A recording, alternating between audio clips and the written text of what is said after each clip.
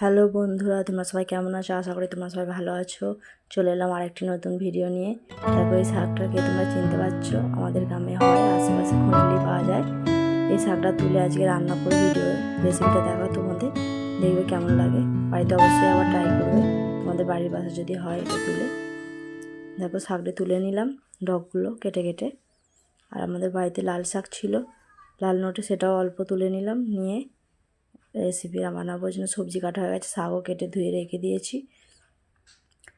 এবার কড়া গরম হতে এতে একটু তেল দিয়ে দিলাম, দিয়ে বড়িগুলো ভেজে তুলে তুলে রেখে দেবো। এবার লাল লাল করে ভাজছি। রেসিপিটা তোমরা দেখো, দেখে অবশ্যই কার কার ভালো লাগে কমেন্টে জানাবে।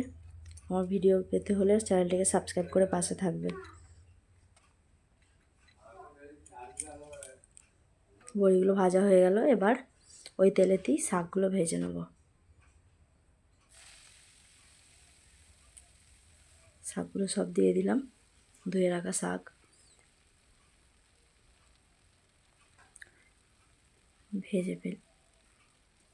শাকগুলো ভেজে নিলাম।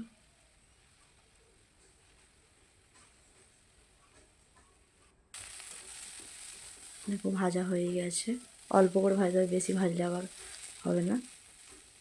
ভেজে এবার এগুলোকে তুলে নিতে হবে।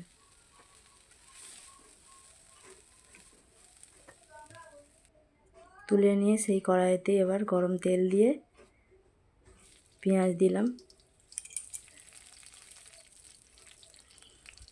পেঁয়াজগুলো দেওয়া হয়ে এবার লাল লাল করে পেঁয়াজগুলো ভেজে নেব।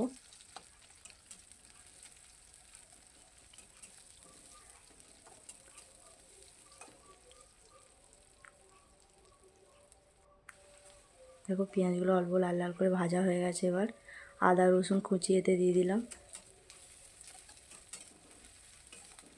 এটা লাল লাল করে একটু ভেজে নেব,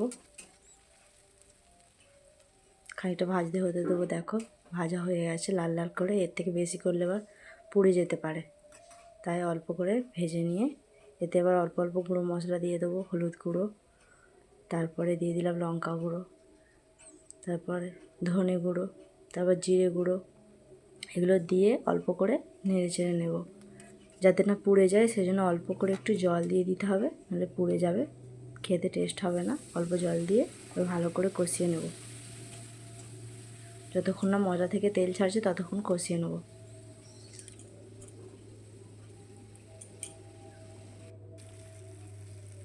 দেখো মশলা থেকে তেল ছেড়ে গেছে, কষিয়ে নিয়েছি ভালোভাবে।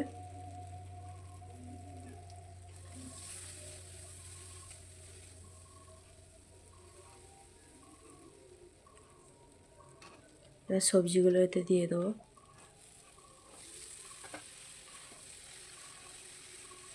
দিয়ে ভালোভাবে কষিয়ে নিয়ে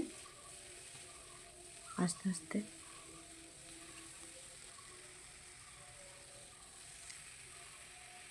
দেখো সবজি কষানো আমার হয়ে গেছে। কষিয়ে নিয়ে এবার এতে জল দিয়ে দেবো, দিয়ে সেদ্ধ চাপিয়ে দেবো। শাকটা কিন্তু এখন দিলে হবে না, দিলে তাহলে একদম শাকটা প্রচুর সেদ্ধ হয়ে যাবে। ওই জন্য সবজিগুলো আগে সেদ্ধ করতে দেবো। জল দিয়ে দিলাম, আর একটু জল দিয়ে দিচ্ছি, পরিমাণ মতন জল দিতে হবে, সেদ্ধ হবে যেমন। এরপর অল্প লবণ দেওয়া হয়নি, লবণ দিয়ে দিলাম, পরিমাণ মতো লবণ তোমরা দেবে। দিয়ে আমাদের অল্প জিনিস, কারণ আমার ছেলে আর আমি দুজনে খাই, ওই জন্য অল্প। শাক সেদ্ধ হয়ে যাওয়ার পর, এই সবজি সেদ্ধ হয়ে যাওয়ার পর শাকটা দিয়ে দিলাম।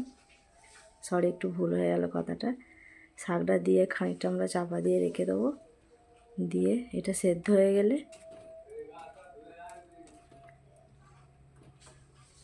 ভিডিও এডিট করতে করতে ভিডিও অনেকটা প্রবলেম হয়েছে, সেজন্য সবটা দেখানো হয়নি। বন্ধুরা তোমরা বুঝতেই পারছো। এবার সেদ্ধ হয়ে গেছে, শাকের সাথে এবার নামিয়ে নেব, আর বড়িগুলো এতে দিয়ে দেবো। ওটা দিয়েও খানিকটা সেদ্ধ হয়ে যাবে, না হলে একদম খেতে ঠিক ভালো লাগবে না। দেখো পুরোপুরি সব কিছু একদম পারফেক্টলি সেদ্ধ হয়ে গেছে। দেখো এবার এটা নাবিয়ে রেখে দেবো। দিয়ে ওই কড়াইতেই গরম তেল দিয়ে একটু ফোড়ন দিয়ে দেবো। শুকনো লঙ্কা গোটা দিয়েছি, আর 5 ফোড়ন, আর গোটা জিরে। দুটো দিয়ে একটু হালকা নেড়ে চেড়ে নিয়ে ভেজে নিয়ে এবার শাকটা ওর মধ্যে দিয়ে দেব।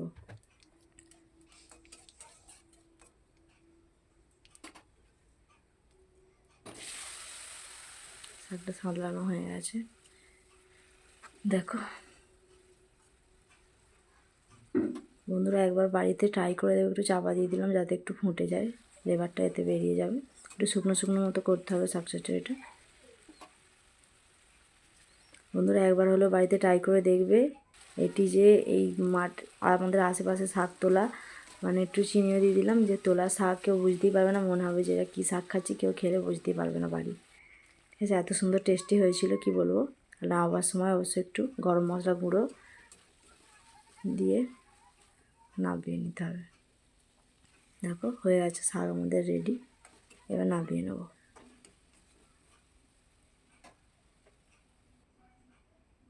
দেখো যে নামিয়ে নিলাম, কত সুন্দর দেখতে লাগছে দেখো, খেতেও তেমন টেস্টি হয়েছে, যেমন দেখতে সুন্দর তেমন খেতেও টেস্টি। দেখো বন্ধুরা আমি একটু বাটিতে নিয়ে নিয়েছি, নিয়ে একটু খেয়ে টেস্ট করছি কেমন হয়েছে। দেখলাম খুব সুন্দর হয়েছে খেতে, তোমরা বাড়িতে ট্রাই করতে পারো।